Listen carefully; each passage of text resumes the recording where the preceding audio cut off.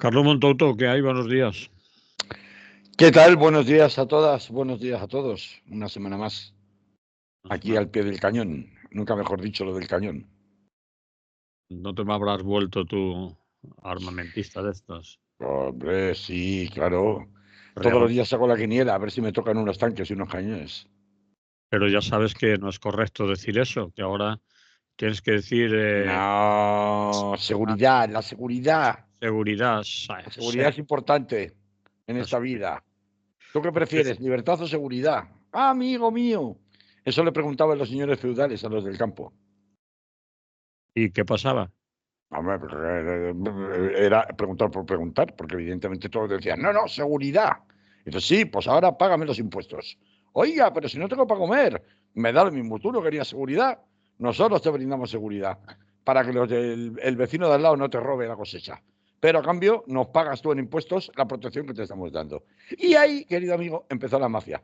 Primero empezó la mafia de la corona. Luego continuó la mafia de los señores feudales, o al revés, no se sabe en unas zonas uno y en otras zonas otro, no se sabe si fue antes el huevo o la gallina. Y luego ya mucho más tarde ya llegó la mafia italiana, la mafia rusa y la mafia de Donald Trump y de los estados en general. O sea que bueno, como ves, la cosa de la libertad y la seguridad siempre ha tenido alguna ligera relación con la mafia. ¿Por qué será? Eso digo yo. Pues vamos a hablar de la actualización de los imperialismos modernos, es decir, de Israel, USA, Rusia, Turquía, y a lo mejor te dejas alguno, pero He metido, a ver, sí, está China, pero ahora hoy vamos a meter Turquía en el elenco porque es necesario recordar que vivimos en unos tiempos, por eso lo de los imperialismos modernos, donde, pues como decía aquella famosa frase de un concurso de televisión, pachulo mi pirulo y lo hago porque puedo. Entonces, eso, pues aparte de recordar a esto que hemos hablado antes, medio en broma, medio en serio, de las mafias, etcétera, etcétera, pues también guarda mucha relación con lo que ha sido el concepto general del imperio, bueno, pues que ha extendido no solamente la conquista, a través de la conquista militar, sus territorios, sino que también a su vez ha impuesto sus condiciones en los territorios ocupados, que básicamente consistían en el extractivismo de recursos naturales. Y eso, y la explotación, en definitiva, de los pueblos colonizados.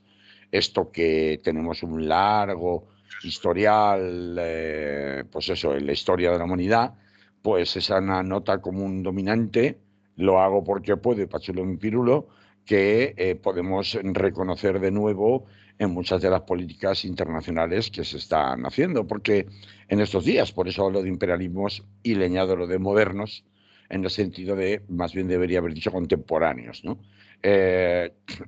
Claro, yo estaba tentado de, la gente cuando le hablas de política internacional cree que no va con él y que es una cosa como muy lejana. A mí háblame de lo que yo puedo tocar, háblame de Amazon, háblame de... y se nos olvida que la política pequeña, la política de casa, pues primero que ya nos conocemos todos. Sabemos quién es el PP, quién es el PSOE, quién es Pedro Sánchez, quién es Yolanda Díaz, quién es... vemos que muchas de las cosas que a veces nos ocupamos porque la gente necesita saber lo más cercano, tiene, pues si nos referimos, por ejemplo, a la actualidad en estos días, pues nos damos cuenta que en esa política pequeña, en esa política de casa, pues nos tienen muy entretenidos y muy ocupados con si las investigaciones contra el novio de Ayuso, que las investigaciones contra el entorno familiar de Pedro Sánchez, con que si el Senado con mayoría parlamentaria del PP va a hacer otra de esas ridículas, en este caso además ya no solo ridículas, sino ofensivas, comisiones de investigación por el tema de la Dana, en donde con el objetivo de montar otro circo mediático en la que solamente traen a Amazon para que haga su discursito y le eche toda la culpa a Teresa Rivera, Pedro Sánchez, etcétera, etcétera, como si eso le fuera a exonerar de algo. Y este tipo de teatrillos en donde, pues, a la hora de la verdad, pues no tenemos, en fin, podemos ver también el tema de Cospedal, con las grabaciones que han aparecido nuevas y otra comisión más de investigación negando la mayor y diciendo que ni existía policía patriótica, ni ella ordenó ningún tipo de operación en Cataluña, etcétera, etcétera. ¿Qué va a decir? Si ya lo había dejado bien y bien atado y bien atado el juez García Castellón antes de jubilarse, para que no salpicara todas las investigaciones judiciales y policiales, pese a las evidentes grabaciones del policía corrupto pues no le salpicaran ni a ella ni a Rajoy. Entonces, podemos entretenernos en este tipo de cosas, pero las decisiones importantes realmente se están tomando en un momento en el que se están poniendo a prueba las tensiones entre imperios, y en donde ya se ha decidido saltar por los aires toda clase de orden internacional basado en reglas, pues se está tomando en el extranjero, claro, que es donde se toman. Entonces hoy un poco pues vamos a tener que hablar de esto. Vamos a ponerle un poco el termómetro de nuevo a los matones internacionales, a ver cómo siguen. Y pues si quieres, Manolo, vamos a empezar por Netanyahu y por Israel. Les Luego están seguiremos por moviendo la otros. silla a algunos de ellos, a Netanyahu y también a Erdogan, les intentan mover la silla, ¿no? En la calle, Bueno, por lo menos. Sí. tanto como mover la silla, vamos a empezar uno a uno, ¿no? Si te parece, Bueno, no empieza tú mezclemos. a ver, contar a ver lo que nos dices. Bueno, la verdad es que en relación a Netanyahu, bueno, todos sabemos lo que ha pasado, ¿no? En cuanto a que la semana pasada rompió el alto el fuego Israel, ellos dicen por supuesto que no. Llevan 700 muertos en Gaza desde que rompieron el alto el fuego hace una semana. No se ha pasado a la segunda fase de la tregua. Se bombardean hospitales, más reciente ayer, antes de ayer, y en el entretanto, este pasado fin de semana, Netanyahu desobedeció al Tribunal Supremo directamente, o bueno, de momento está paralizado, pero lo que ha hecho ha sido destituir a Ronen Bar. Ronen Bar es el jefe para que nos entendamos, el equivalente aquí al jefe del CIS, del CNI, perdón, no del CIS, del CNI. O al FBI americano. O al FBI americano, el señor Ronen Bar, que es, qué casualidad, el principal investigador de las causas de corrupción que se siguen y se paralizan una y otra vez en los tribunales contra el señor Netanyahu.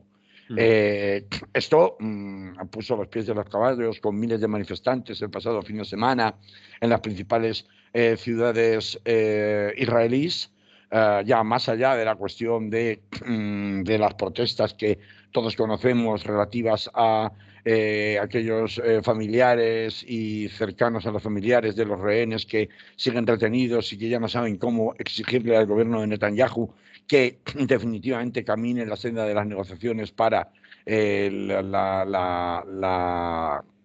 cuestión de la devolución de los rehenes que todavía conserva Hamas. Bueno, parece que fuera una constante que cada vez que Netanyahu tiene problemas de índole interno y de carácter judicial contra su persona, automáticamente se produce una reacción en forma de paso adelante en cuanto a la actividad bélica de su ejército, que recordemos, aunque lo más llamativo sea por razones obvias de más de 50.000 muertos en la Franja de Gaza, incluso planteándose ya la posibilidad de un gobierno militar, y esto creo que es instalado en Gaza, lo cual supondría definitivamente la ocupación militar a la que me refería antes como santo y seña clásica de los imperios colonialistas, pues nos da una pista de que más allá de estos problemas internos que Netanyahu utilizaría para cubrirse con las ofensivas militares, demuestra, unido a la vuelta, qué casualidad, ¿no? La aparición de nuevo lanzamiento de misiles desde el sur del Líbano por parte de Hezbollah y también de las brutalidades constantes incrementadas a términos insostenibles que se están cometiendo por parte de colonos al limón con el ejército hebreo en Cisjordania, daría como consecuencia esta idea de que, pues eso, que Netanyahu se protege cada vez que tiene problemas internos y judiciales con ofensivas militares. Pero yo creo que hay que mirar más lejos.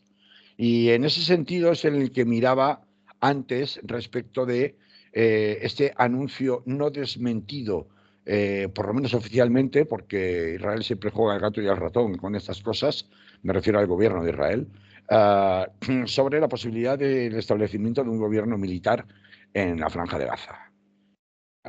Cuando antes hemos dicho pachulo mi pirulo y lo hago porque puedo, aquí se aplica a la perfección.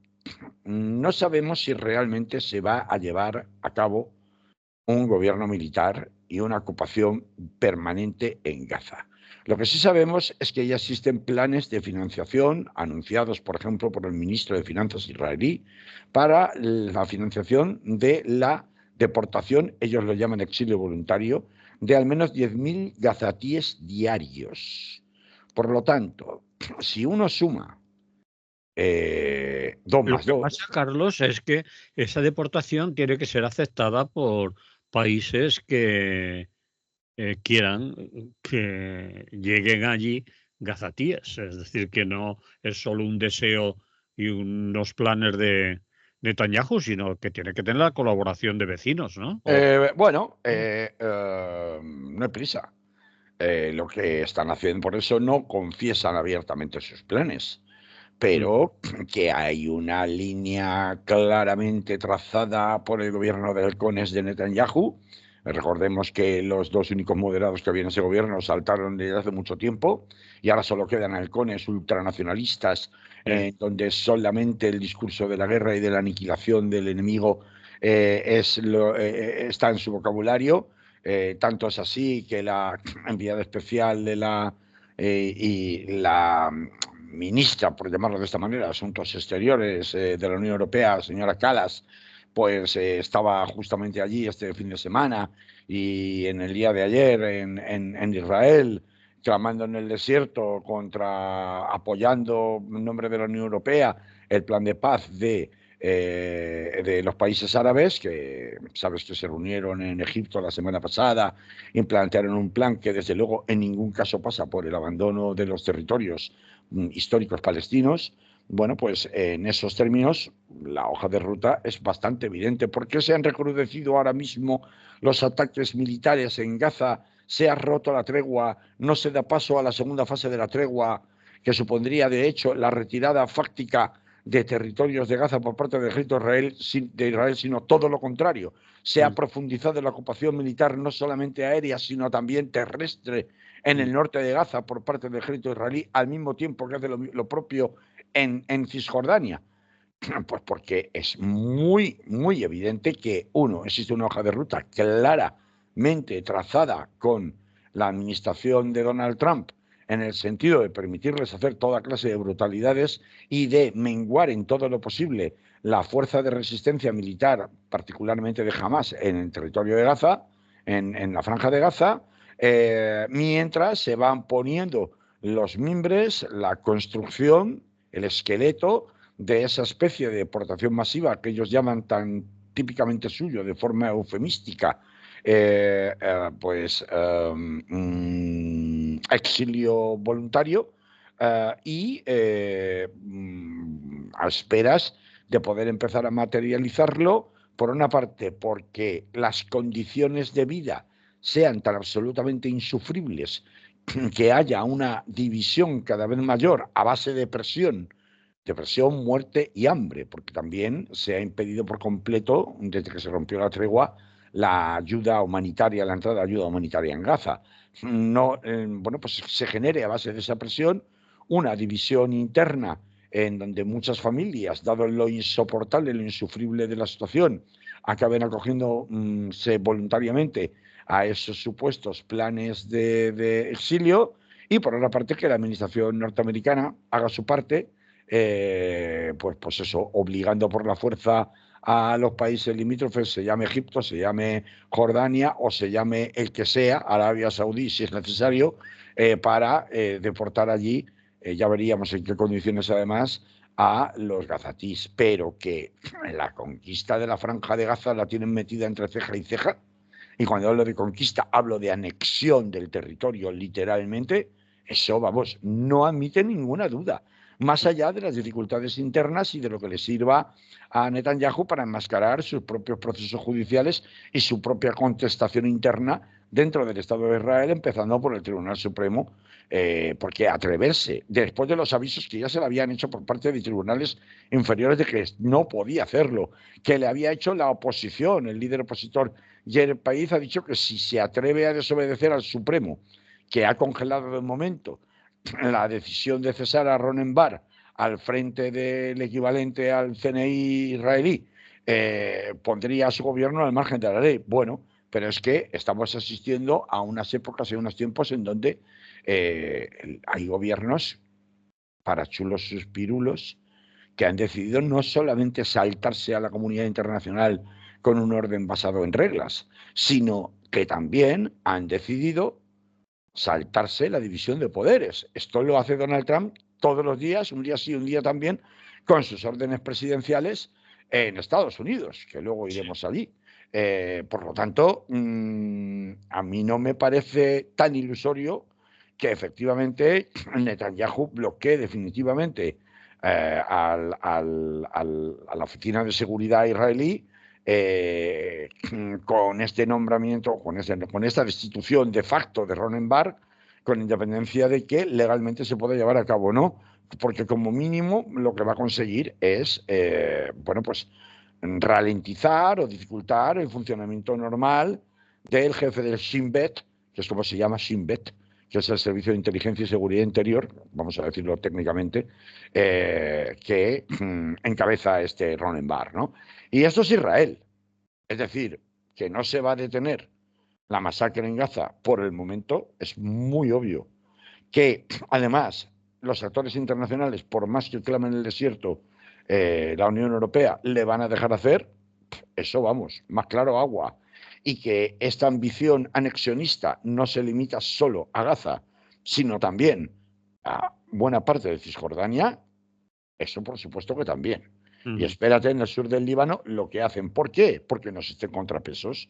Porque incluso los contrapesos internos, léase partidos en la oposición, léase sistema de tribunales y separación de poderes, ha saltado desde hace mucho tiempo por los aires por esta clase de genocidas, por esta clase de dictadores en potencia y no tan en potencia, por mucho que se sometan a elecciones. Y nos vamos, si te parece, Manolo, a Turquía, que luego no tenemos tiempo para más. Sí, sí. El caso de Turquía con Erdogan es muy evidente. Turquía, Erdogan, se ha presentado, se lleva en el poder desde el año 2002 y celebra elecciones. Y creo que son cada 6 años, me parece, o cada 5. Ya se ha presentado a 3 elecciones distintas y ahí sigue. Y cada vez que tiene contestación interna, no tiene ningún problema, pero ningún problema en desplegar una crueldad, una detención de opositores y una crudeza en la represión policial, que vamos, ríete tú de los que se quejan de la represión política en Venezuela, ríete, porque esto que está pasando ahora con la detención de Imamoglu, que es el muy popular exalcalde de Estambul, Sí. que por otra parte hay que recordar que es la ciudad más occidentalizada de Turquía, que además es el jefe de la oposición justo del Partido Socialdemócrata opositor o principal opositor o jefe de la oposición a Erdogan justo cuando se iba a presentar a las elecciones con cargos tan dudosos como los de corrupción y nada menos que el de conexiones con el PKK kurdo. El PKK kurdo ya sabemos que es como el gran ogro que menta Erdogan siempre que tiene que realizar acusaciones de terrorismo contra cualquier opositor o rival político. Pues recuerda en su planteamiento mucho a la eliminación de los opositores cuando representan ante unas eventuales elecciones un peligro potencial que ha practicado Putin, la misma política que en ese sentido ha practicado Putin en Rusia desde el comienzo del siglo XXI, exactamente la misma. Es que Erdogan ya hizo lo mismo en 2011 y en 2013 con las famosas manifestaciones del Parque Gezi.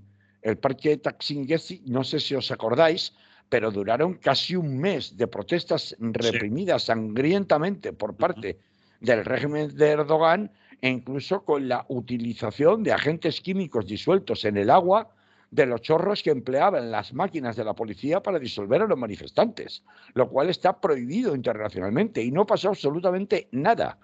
Erdogan es otro con un viejo sueño de anexionismo y de imperialismo a través de la conquista militar de territorios, no solamente en su conflicto con el Kurdistán y con el Kurdistán turco y el extender por razones de seguridad, porque claro, ahora ya las razones de seguridad sirven para todo. Es que no solamente le sirven a Putin en relación a Ucrania o en relación a la OTAN, provoque o no provoque la OTAN, es que este discurso de pachulo mi pirulo y lo hago porque puedo, sirve para todos los matones que puedan permitírselo. Ejemplo, es que a Ankara, al gobierno de Ankara, al gobierno de Erdogan, le sirve solo con la dominación militar a sangre y fuego del Kurdistán turco. No, no. Con la excusa de la seguridad también ha intervenido, recordemos, como un verso suelto en Siria, el norte de Siria, con que hace frontera, también está o ha sido intervenido militarmente, a veces de común acuerdo con Rusia, con la Rusia de Putin, y a veces no, cuando al mismo tiempo Turquía es un enclave estratégico en la ruta de la seda china, es un enclave estratégico para la OTAN, porque es miembro de la OTAN, recordemos, con lo cual tiene alianzas con todas las partes implicadas. Esto lo que le permite es a río revuelto ganancia de pescadores, mientras los demás están ocupados en otras zonas del planeta. Yo me voy a dedicar a lo mío, que es hacer toda la limpieza que tenga que hacer. La limpieza la hago a nivel interno, eliminando a los opositores políticos. Recordemos que si prosperaran y los tribunales que hasta ahora en Turquía han actuado siempre como la mano de hierro, el brazo togado del propio gobierno de Erdogan, esos tribunales confirmaran los cargos con los que ha sido detenido, porque se pensaba que Imamoglu, dada su popularidad y dada la importancia del personaje en la política turca, y dada su popularidad a través de la alcaldía de Estambul, iba a ser puesto solamente tras su detención en arresto domiciliario, pero no. Se ha acordado su prisión preventiva, lo cual es una señal muy evidente de que Erdogan va por todas en cuanto a la eliminación de este rival político y por tanto de su partido. ¿Se va a conformar Erdogan? ¿Se ha conformado alguna vez Erdogan solo con eliminar a sus rivales internos y solo con el Kurdistán turco? No, va por el Kurdistán en Irak y con la excusa de es que lo necesito para garantizarme la seguridad, pues hago incursiones militares, cuando no te bombardeo, cuando no te invado, saltándote las fronteras al país vecino de al lado, ¿no?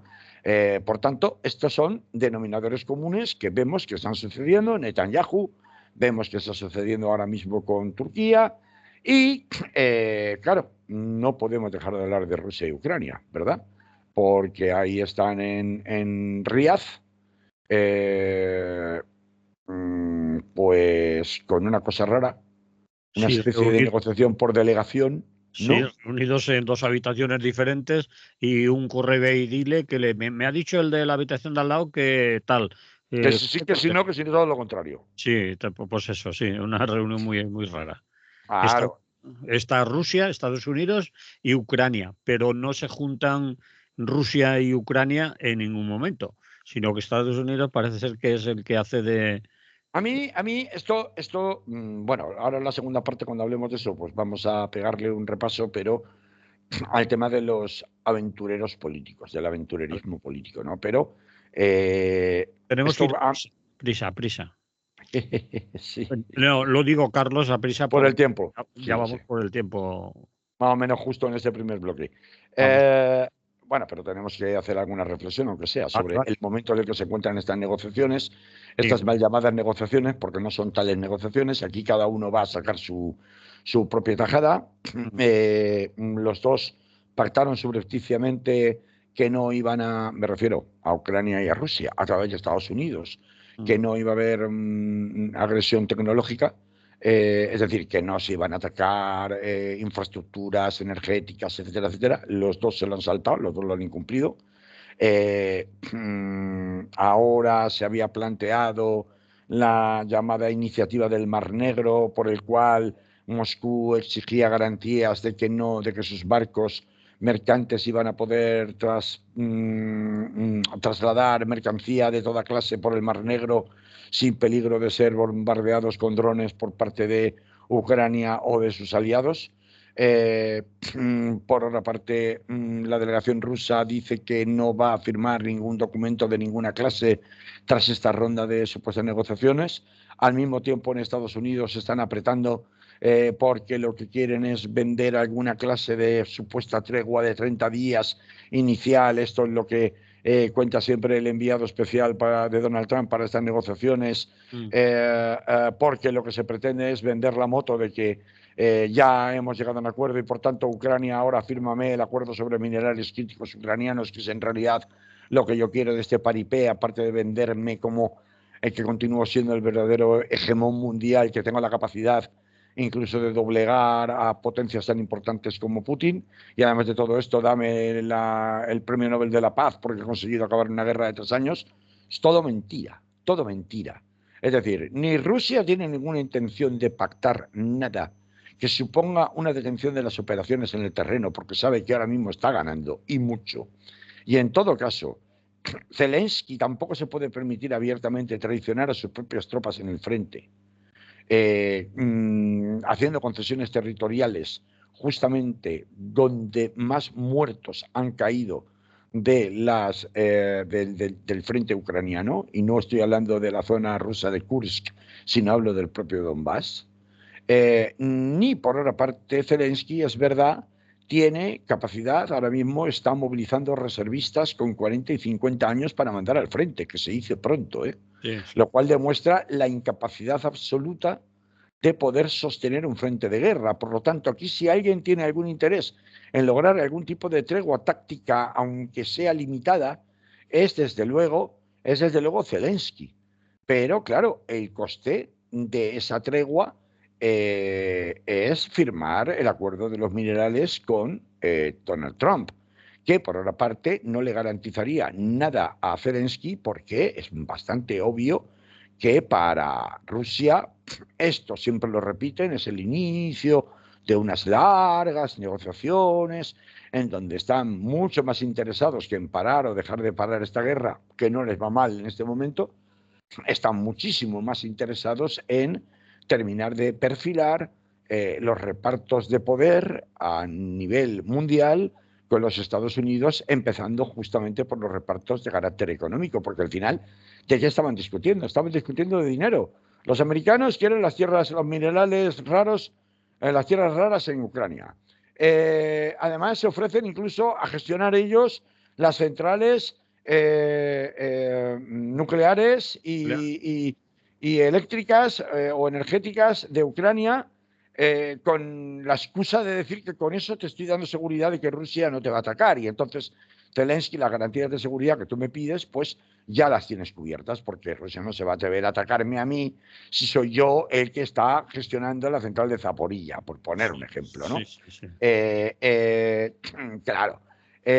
Por otra parte, Rusia lo que quiere ahora mismo, la ventaja que quiere ahora mismo, o que obtendría de conseguirla, es una supuesta seguridad de no ser atacada, de que su flota no sea atacada en el Mar Negro.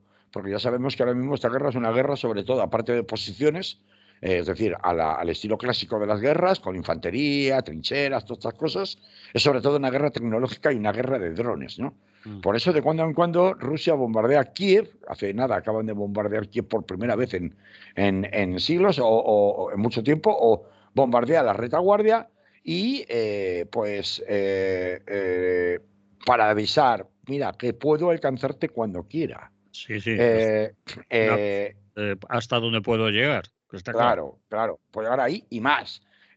Pero por una parte, pues en realidad su único interés en una eventual tregua sería pues las ventajas que le pueda conceder en la relación que más o menos puede ir fortaleciendo con el tiempo con la administración Trump de un lado y las ventajas económicas de dejar fuera del fuego artillero de los drones a sus pingües negocios en Crimea y en el Mar Negro.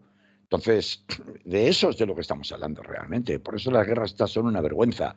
Cuando ves a los reservistas de 40 o 50 años ucranianos convencidos de que lo que hablan en Riad les importa un pimiento, que Rusia no tiene ninguna intención de pactar nada y que la guerra tiene que seguir y que lo único que piden a Occidente es que le sigan dando armas y municiones, pues, ¿qué quieres que te diga? Desde un punto de vista nacionalista tienen toda la razón del mundo, pero desde un punto de vista de lo que significa realmente una guerra, te das cuenta que no son más que pobres diablos, a los que les ha tocado defender su presunta tierra, estoy poniendo comillas para los que no me vean en la radio, su presunta tierra sobre un ideal que en realidad no se sostiene ni por su propio lado, ni por el lado del enemigo que te está apuntando y que puede matarte si te encuentras con él, ¿no?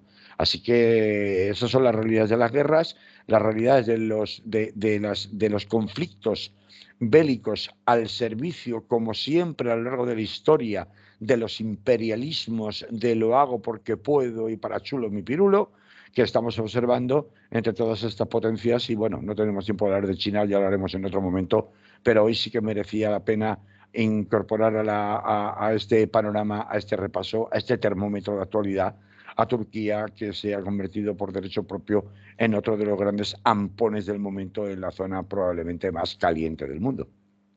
Pues vamos a poner aquí una pausa, Sí, ¿parece? señorito de usted.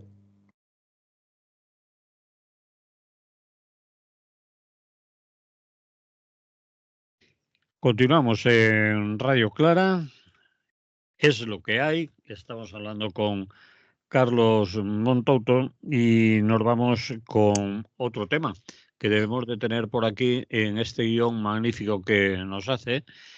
Y dices que Pedro Sánchez y te preguntas, señor de la guerra, a ver. Pues sí, porque ayer estuvo Rafa Cid hablando aquí en este mismo programa contigo, Manolo, de la situación de Pedro Sánchez en relación al tema rearme, el tema seguridad, pero desde un punto de vista sobre todo de política interna, ¿no? Correlación de fuerzas, división interna en el gobierno, de coalición, pues sumar en unas posiciones y la izquierda, a la izquierda del PSOE en una posición un tanto numantina, por un lado prevaleciendo la posición de Izquierda Unida y por otro lado la posición de Podemos, que claramente le llamaba señor de la guerra. Pero si quitamos el foco del apartado nacional o local, que ya tratasteis ayer, y subimos el foco y lo desplazamos a Bruselas, la situación es un poco diferente. Se ve todo de otra manera. Mm. Porque ya han empezado a trascender como poco incomodidades que se vieron el pasado jueves entre los presidentes y primeros ministros europeos en la reunión del Consejo de Europa, con denuncias de falta de solidaridad por parte de Pedro Sánchez en la posición conjunta de la Unión Europea en relación al incremento en los presupuestos de defensa. Es más, perdón, es más, Perdonado. esta posición de Pedro Sánchez, digamos, ambigua desde el punto de vista de las exigencias de la mayor parte de la Unión Europea y de la Comisión, llegan al extremo de acusarle a él y a Giorgia Meloni en Italia de ser insolidarios, recordándoles a ambos que han sido los mayores beneficiarios de todas las ayudas para la salida del COVID y que ahora tienen que devolver el esfuerzo. ¿Quién capitanea estas exigencias, estos reproches de insolidaridad particularmente centrados en Pedro Sánchez y en menor medida en Giorgia Meloni? Pues las capitanean los países bálticos, las capitanean los países nórdicos, es decir, Finlandia, Suecia, Noruega, mayor medida Finlandia y Suecia, y por supuesto Alemania y la propia Unión Europea, es decir, el norte de Europa. Tanto es así que incluso ha trascendido las quejas de círculos diplomáticos en Bruselas contra el gobierno español por el, para ellos,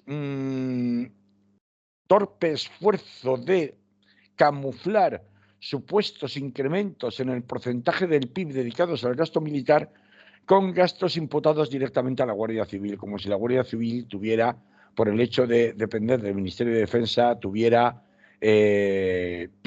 digamos, facultades o competencias para intervenir de una manera colectiva allende nuestras fronteras, lo cual no es así. Pueden efectivamente resultar destacados en misiones de apoyo, por ejemplo, consular, de consulados españoles en el extranjero, pero no tienen capacidad de desplegarse como fuerzas militares como tales en el extranjero.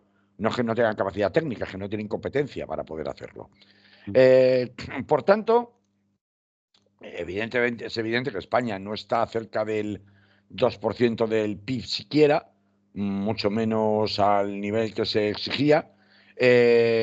Nos encontramos que pues se acusa a España, además, junto a Italia y a Francia, de ser los responsables de que fracasara el plan de la alta representante para la Unión de la Unión para Política Exterior y de Seguridad, Kaja Kallas, de apoyar hasta con 40.000 millones a Ucrania, que era una medida voluntaria y que se debía aportar en función del tamaño de la economía. Esto ha fracasado estrepitosamente. Este apoyo no se ha producido. De hecho, la señora Kallas es una señora muy cuestionada desde el principio de su nombramiento por parte de Ursula von der Leyen tras la reconstitución de los organismos europeos tras las últimas elecciones en el Parlamento Europeo, y se culpabiliza abiertamente de, bueno, haber hecho oídos sordos a este llamamiento, en principio voluntario, para aportar 40.000 millones en compras masivas de armamento, particularmente por el grito desesperado de Zelensky que antes he comentado, de municiones y más municiones. Pues se culpa principalmente y en primer lugar a España, pero también a Italia y a Francia.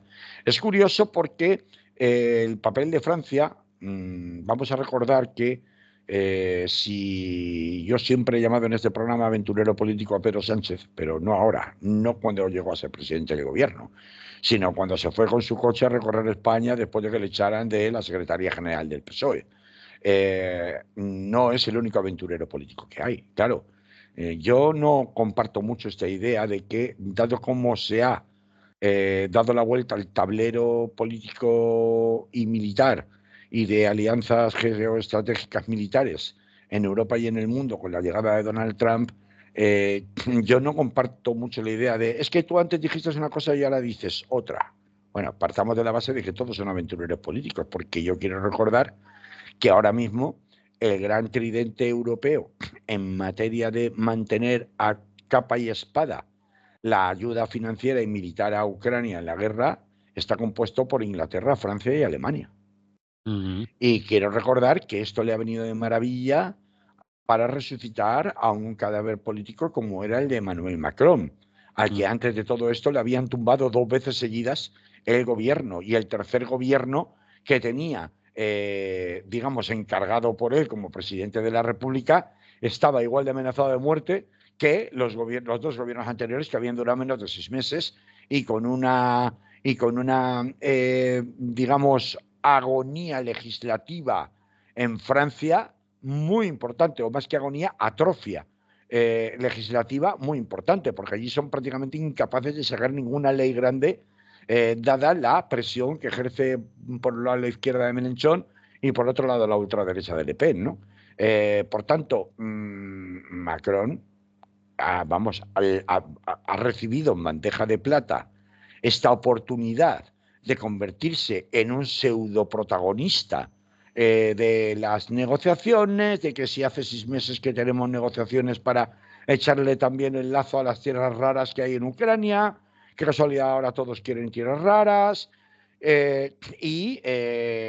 mientras tanto, pues mirando para otro lado todos, mucho Ucrania, pero mirando para otro lado todos con la visita absolutamente hostil y no pedida por nadie, porque no obedece una invitación, sino una decisión unilateral de la esposa del vicepresidente de Donald Trump, J.D. Vance, a Groenlandia, que es una provocación en toda regla para recordar que Groenlandia sigue en el candelero y que, por tanto, de la soberanía, incluso de los propios, porque aquí se está hablando de anexión directamente, que no se está hablando ni siquiera de llegar a un acuerdo de forzar una independencia al estilo primaveras árabes de Groenlandia respecto a Dinamarca para luego poder pactar o poner un gobierno títere. No, no, se está hablando de control, ocupación militar, porque obedece a intereses de defensa militar según la administración Trump. Bueno, pues mientras todo eso sucede, aquí en España, pues seguimos enfrascados con las divisiones del gobierno. Yo no creo que eso sea lo relevante. Ahora mismo lo relevante es que hay unas posiciones renuentes donde están haciendo equilibrios en la cuerda floja tanto Pedro Sánchez como Giorgia Meloni para no involucrarse abiertamente en las exigencias del resto de socios que hablan de rearmes y de tambores de guerra literalmente con una, digamos, progresiva y enloquecida carrera militarista a ultranza, que desde luego nos conduce directamente al desastre. Las cosas son como son, ahora ya hablando en términos puramente europeos, desde el punto de vista económico y desde el punto de vista, desde luego, de seguridad. Tampoco es que se abogue por no hacer nada, ni mucho menos, pero puedo entender que estos difíciles equilibrios que los oportunistas políticos tienen que tener dentro y fuera parecen unos, pero resulta, perdón, dentro parecen unos, pero luego fuera resulta que son otros, ¿no? Y a mí me gustaría que veamos las cosas, no porque pretenda defender precisamente a Pedro Sánchez, con el que tenemos tantas y tantos reproches que hacer a lo largo, y hemos hecho a lo largo además de todas clases, a lo largo de años, sino porque en este caso en particular yo creo que no es una cuestión tanto de agentes políticos secundarios como son Sánchez, incluso la propia Meloni en el concierto europeo internacional en relación a la guerra de Ucrania y al rearme, sino que son un poco personajes que necesitan ponerse de lado y que no son precisamente los que están tocando los tambores de guerra que ahora mismo resuenan en Europa. Por eso me preguntaba si realmente es tan señor de la guerra como parece Pedro Sánchez, al menos en este caso, ¿no? Todo, por supuesto, por una cuestión de utilidad política, por una cuestión de cálculo electoral y por, en definitiva, lo que hacen todos los grandes políticos. Las cosas son como son. Son todos aventureros, desde Winston Churchill hasta Theodore Roosevelt, hasta en democracia y más en situaciones de guerra o de preconflicto bélico. Siempre ocurre lo mismo, siempre hay oportunismo político, a veces sale fatal, como pasó con Le Pen, con el mariscal Pétain en Francia, ante la invasión nazi.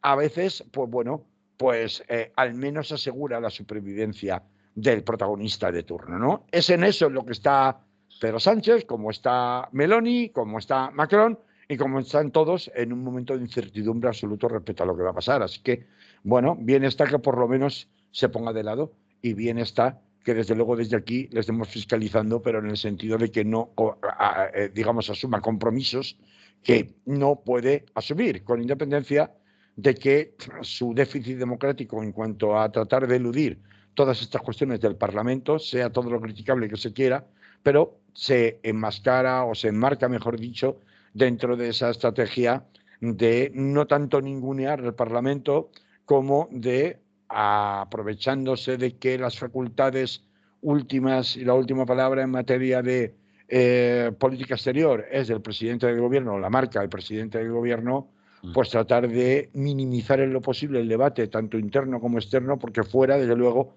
Pedro Sánchez no atraviesa por su mejor momento de popularidad en los cenáculos europeos, ¿no? En Bruselas, Estrasburgo, etcétera, etcétera. Así que, bueno, pues hasta aquí hemos llegado por hoy y la semana que viene más, ¿no, Manolo? Sí, señor. así lo dejamos. Veremos lo que pasa, de todas maneras, este miércoles en el Parlamento, porque hay El un Parlamento español, Parlamento en el español, Congreso, para ser hay un exactos. tema que se llama cuestión europea y seguro que ahí determinadas personas y personajes meten el tema del rearme, de la Bueno, va a haber mucho soberanía, ruido. Va a haber de mucho todo eso. ruido, pero que Sí, importa un pimiento. Es decir, sí, no sí, decide porque nada, no, tú no es relevante. Harán ruido, llenarán telediarios, llenarán tertulias, llenarán periódicos, llenarán lo que quieran llenar. No es más que distracción. No es lo importante porque no se decide nada en el Congreso de los Diputados español. sí, porque Absolutamente nada. tú lo has dicho, la competencia legal es del presidente del gobierno. Es decir, Es que que es así. Entonces, te gustará, será todo lo antidemocrático que quieras, quéjate de lo que te dé la gana. Pero es sí, que cualquiera en su situación haría lo mismo. Porque mm, es que son aventureros políticos todos. Es que he puesto ejemplos de políticos de sobras reconocidos. Es sí, decir, que han hecho exactamente lo mismo. Y he puesto el caso de Macron, que era un cadáver político hasta hace 2 días. Y que está aprovechando esto para resucitar como el gran líder y estadista que necesita Europa.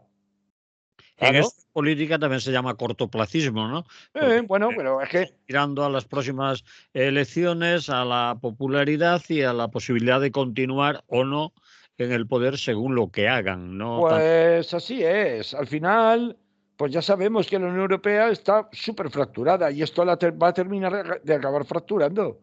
Porque claro, no hay ningún debate serio sobre salirnos de la OTAN realmente, más allá de que suene a una butaz de Podemos o de un sector de Izquierda Unida. No, es que vamos a ver, si va a haber una inversión masiva en seguridad, esto lo vengo repitiendo ya desde hace semanas sobre este tema. Si va a haber una inversión seria en seguridad común de la Unión Europea, se tiene que decidir si se tiene que hacer dentro o fuera de la OTAN, teniendo en cuenta que la OTAN tiene una inversión y un control en los mandos operativos importantísimo y superpredominante del ejército de los Estados Unidos. sí. Cuando resulta que Estados Unidos ahora mismo se ha autodeclarado enemigo de Europa. Entonces, ¿en qué quedamos?